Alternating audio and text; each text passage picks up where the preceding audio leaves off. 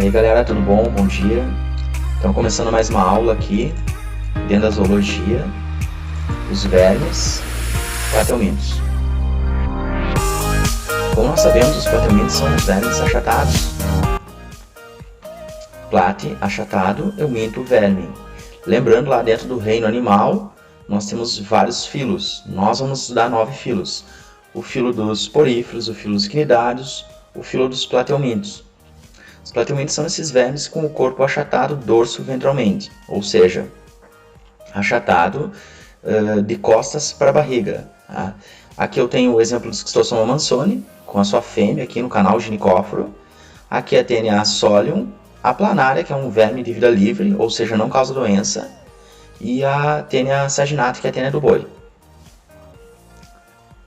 De onde surgiram esses vermes? É bem provável que pela história evolutiva desses vermes, eles tenham vindo de larvas de quinidários, larvas de águas-vivas que deram origem aos primeiros plateumintos.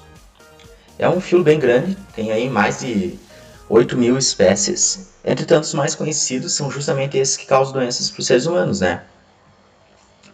Como que eu faço o diagnóstico de um plateuminto? Um plateuminto é um verme acelomado. O que significa ser acelomado? Significa que ele não tem um espaço totalmente recoberto pelo mesoderma. Ou seja, em outras palavras, não há um espaço dentro desse bicho para que ele possa ter órgãos. O que, convenhamos, é um sinal de pouca especialização. É um sinal de primitividade. Eles são triblásticos. Até então eram os seres vivos eram diblásticos. E a simetria bilateral. Simetria bilateral é quando eu posso estabelecer um corte simetricamente em dois planos parecidos. Isso é interessante evolutivamente porque permite que esses indivíduos tenham cabeça, cauda, por exemplo, ou parte de cima, parte de baixo. Quanto ao habitat, eles podem ser terrestres. Não são todos os plateumintos que são parasitas, isso é importante ressaltar. Podem ser aquáticos, como por exemplo essa planária aqui, que é um indivíduo de vida livre, que é aquático, vive lá comendo restos orgânicos, substância em apodrecimento no fundo do local onde está vivendo, ali no habitat dela. E eles podem ser parasitas, por exemplo, endoparasitas. Esse indivíduo que é um parasita que vive no sangue, lá no sistema porto-hepático, causando a esquistossomose. Esse é um parasita intestinal, é um endoparasita.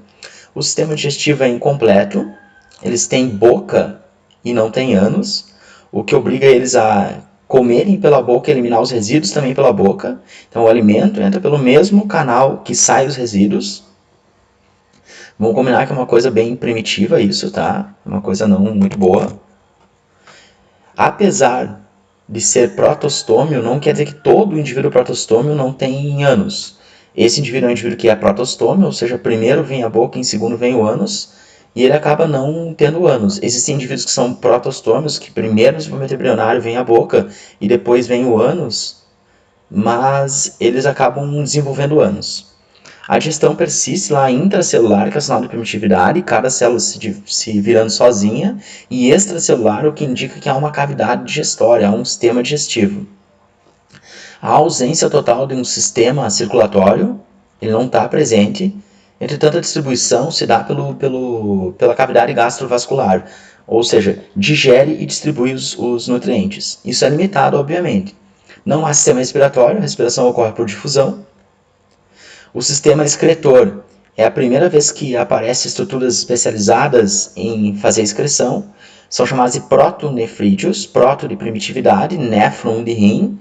Tá? Seriam como se fossem, entre aspas, rins primitivos, que nas planárias são apresentados como células flama, ou, se tiverem um único flagelo, solenócitos. Então, planária, se não me engano, a tua excreção por células flama.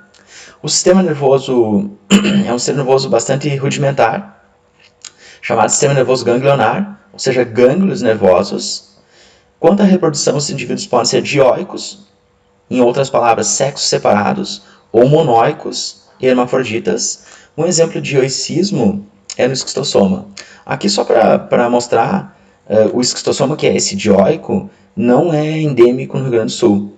Então as regiões endêmicas vai subindo. Ó. Nós não somos uma região endêmica para a esquistossomose, talvez por esse motivo que não seja comum falar nessa doença aqui no Rio Grande do Sul, por exemplo. As tênias, que são indivíduos monóicos, e o interessante é que além de serem monóicas, ou seja, hermafroditas, elas ainda fazem autofecundação. Porque ser monóico não é uma garantia de que vai haver autofecundação. Existem indivíduos que são monóicos e não se autofecundam. Dentro do reino dos animais, nós estamos estudando o filo dos plateumintos. Dentro do filo dos plateumintos, eu posso destacar 3 classes. A classe turbelária, na classe a qual estão as planárias. Ó, aqui seus ocelos, ela dá essa característica vesguinha para o indivíduo, que não são olhos, são olhos primitivos. Na verdade, eles têm a percepção de luz, não conseguem formar imagens, obviamente. A planária com seu sistema nervoso ganglionar, ó, os gânglios cerebrais.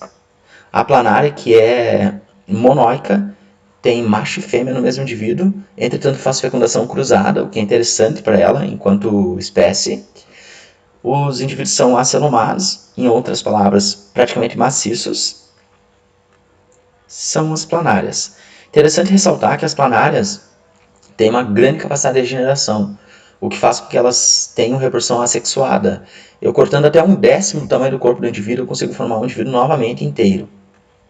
Olha aí, ó, tênias, as famosas tênias, lá com a sua cabecinha, o seu escólex, a partir do colo aqui vai produzindo novos proglótides. Os proglótides vão ficando, são jovens, eles vão amadurecendo, quando ficam maduros eles autofecundam-se, ficam grávidos e são liberados com as fezes, jogando assim os ovos ao meio ambiente.